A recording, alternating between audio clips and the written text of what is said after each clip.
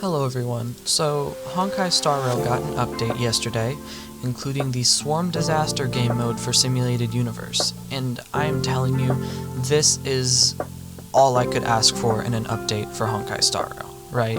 It is amazing endgame content, it's fun, it's difficult, and the best part is it's not even part of a major patch. This is like a mid-patch update. Like, we just got the patch, like, a little over a week ago, I think, so this isn't part of like the major patch. This is separate from all of that, and I think that's amazing. The amount of content we've been getting each patch from Honkai Star Rail is just, it's insane, right? Because if you play something like Genshin, which is also from Hoyoverse, you'll know that every patch we get like maybe like a new artifact set and a Just Dance minigame or something. Like, it's stupid, and there's nothing to do other than dailies and running around jumping, right? But in Honkai Star Rail, we are constantly being pumped full of content and repeatable content. So there's always something to do, no matter what.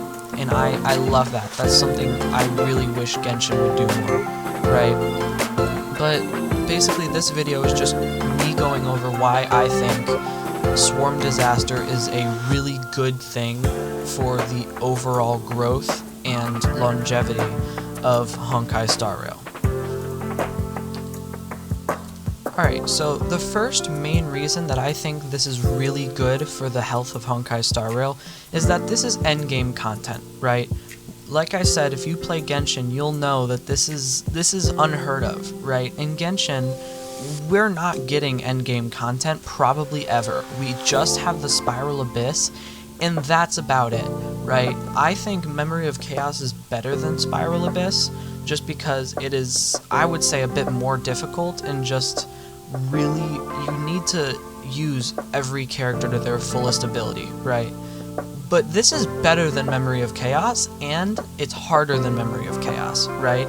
So there are people that still can't even beat the last level, me included. I can't beat the highest difficulty of Swarm Disaster yet, because it's that difficult. It is like 10 times as difficult as Memory of Chaos.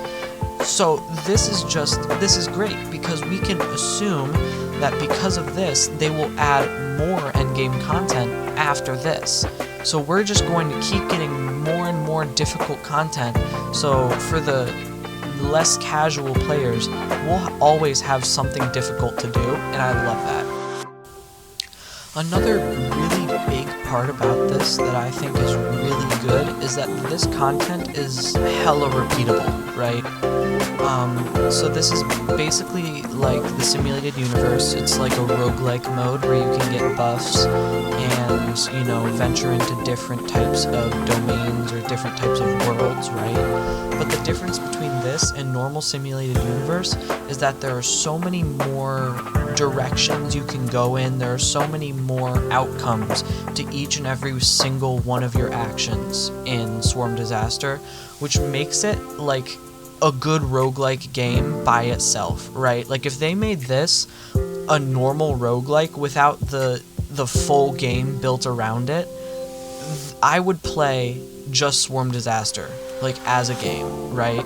But the fact that this is a mini game in a larger gacha game is just insane, right? This is a mini game, and yet it has more repeatable content than Genshin Impact, right? That is insane.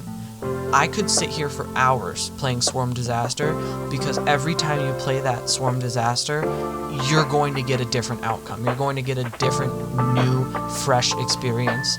And I think that stuff like that, like repeatable, difficult endgame content, that's really all you can ask for. Basically what I'm saying is I love Swarm Disaster, and I hope to see more like it. I have gameplay going on in the background of this video. I will edit it so that the boss fight should be right as I'm wrapping up, and other swarm fights will be going on throughout the video. I'll try and make the gameplay interesting at least. But yeah, I hope to see more like this, and I really like what they're doing with Honkai Star Rail. I think that this is going to add a lot of longevity to the game, and I think that this game has a potential to be healthy,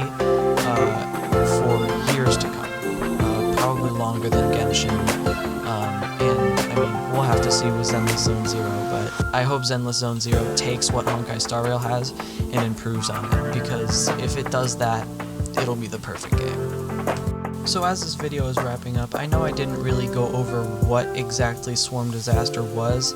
I just sort of said why I like it. So if you want to learn more about what it is, I would recommend either trying it yourself or watching videos from people like Guoba Certified or Vulcan, because they both made very good videos on the Swarm Disaster.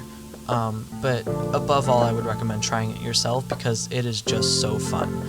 Thank you everyone for watching. It would mean the world to me if this video got a couple likes and a couple more subscribers, because I am trying really hard to grow.